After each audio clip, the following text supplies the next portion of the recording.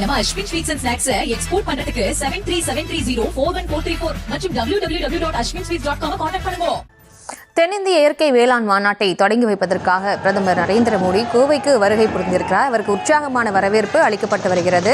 ராஜேஷ், நீங்க குறிப்பிட்டது மாதிரி பீகார் தேர்தலுக்கு பிறகு முதல் முறையாக பிரதமர் நரேந்திர மோடி தமிழகத்திற்கு வருகை புரிந்திருக்கிறார். அதிலும் குறிப்பாக வேளாண் மாநாட்டில் கலந்து கொண்டு அவர் விவசாயிகளுக்கான நிதியை விடுவிப்பதாகவும் தெரிவிக்கப்பட்டுள்ளது. தொடர்ந்து அவர் புதிய திட்டங்களை ஏதேனும் அறிவிக்க வாய்ப்பு இருக்கா? இது வரக்கூடிய தேர்தலில் ஏதேனும் தாக்கத்தை ஏற்படுத்துமா? நிச்சயமாக தமிழ்நாட்டை, அதாவது பீகாரை பொறுத்த வரையிலே அங்கு அறிவிக்கப்பட்ட திட்டங்கள் முக்கிய திட்டங்களாக பார்க்கப்பட்டது. தமிழ்நாட்டிலும் அவர் இந்த பயணத்தின் மூலமாக பல முக்கிய திட்டங்களை அறிவிப்பார் என எதிர்பார்க்கப்படுகிறது. அது நிச்சயம் 2026 தேர்தலில் சில முன்னேற்றங்களை அவர்களுக்கு கொடுக்கும் என எதிர்பார்க்கிறார்கள். தற்போது நாம் திரையில பார்க்கின்றோம், எதிர்க்கட்சி தலைவர் இபிஎஸ் பிரதமர் நரேந்திர மோடி அவர்களை சந்தித்து அவருக்கு வரவேற்பு கொடுத்திருக்கக்கூடிய காட்சியை நாம் பார்க்கின்றோம். தமிழ்நாட்டில் அதிமுக பாஜக கூட்டணி கடந்த ஏப்ரல் மாதம் 11ஆம் தேதியே உறுதி செய்யப்பட்டது. அந்த கூட்டணி தொடர்ந்து பல மாதங்களாக தமிழ்நாட்டில் ஒன்றிணைந்து இயங்கி வருகின்றார்கள். இந்த சூழ்நிலையிலே தான் பிரதமர் நரேந்திர மோடி அவர்கள் ஏற்கனவே 2 மாதங்கள் முன்பு அவர் ஜெயங்கொண்டம் வந்திருந்தார். அப்போதும் திருச்சியிலே வைத்து எதிர்க்கட்சி தலைவர் எடப்பாடி பழனிசாமி அவர்களை சந்தித்து பேசியிருந்தார். இந்த சூழ்நிலையில கோவை வந்திருக்கக்கூடிய அவரை இபிஎஸ் அவர்கள் சந்தித்திருக்கின்றார். அந்த காட்சிகளை நாம் பார்த்துக் கொண்டிருக்கிறோம்.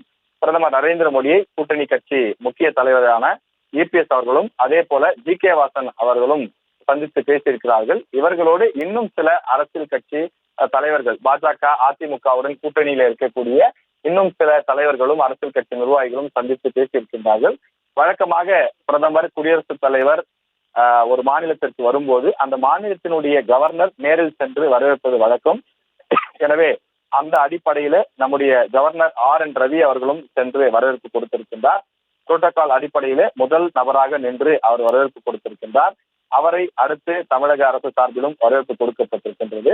அதனைத் தொடர்ந்து கூட்டணி கட்சி மற்றும் எதிர்க்கட்சி தலைவரான இபிஎஸ் அவர்களும் ஜி.கே. வாசன் உள்ளிட்ட சில முக்கிய தலைவர்களும் சென்று பிரதமர் நரேந்திர மோடிக்கு விமான நிலையத்திலேயே வரவேற்பு கொடுத்திருக்கிறார்கள்.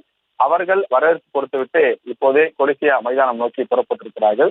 பிரதமர் நரேந்திர மோடி அவருக்காக உருவாக்கப்பட்டிருக்கக்கூடிய அந்த பிரத்யேக பாதுகாப்பு வலயம் சூழப்பட்ட அந்த பாதையிலே அவர் மெதுவாக பயணித்துக் கொண்டிருக்கின்றார். காரணம், அந்த அளவுக்கு தொண்டர்கள் அதிக அளவிலே கூடியிருக்கிறார்கள்.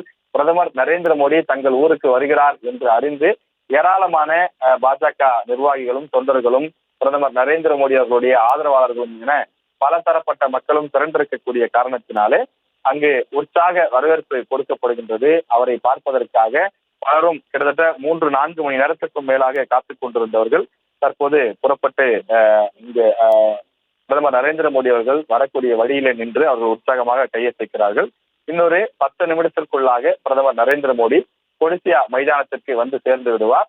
பிறகு அவருக்கு அங்கும் வரவேற்பு கொடுக்கப்படும். அங்கும் சில தலைவர்கள் சந்திக்க இருக்கிறார்கள். அதன் பிறகு பிரதமர் நரேந்திர மோடி இந்த மாநாட்டிலே பங்கேற்கிறார். மாநாடு முடிந்த பிறகும் சில அரசியல் கட்சி தலைவர்கள் சந்திப்பதற்கான அட்டவணை தயார் செய்யப்பட்டிருக்கிறது. பிரதமர் நரேந்திர மோடியினுடைய இந்த பயணத்தின் மூலமாக தமிழ்நாட்டில் அதிமுக பாஜக கூட்டணியை வலுவடைய செய்வது அவர்களுடைய ஒரு முக்கிய நோக்கமாக இருக்கின்றது.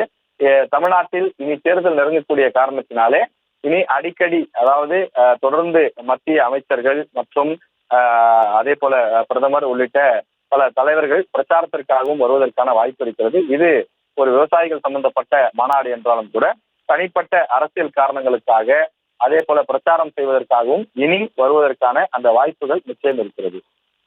நம்ம Ashwin sweets and snacks export பண்றதுக்கு 7373041434 மற்றும் www.ashwinsweets.com கான்டாக்ட் பண்ணுங்க.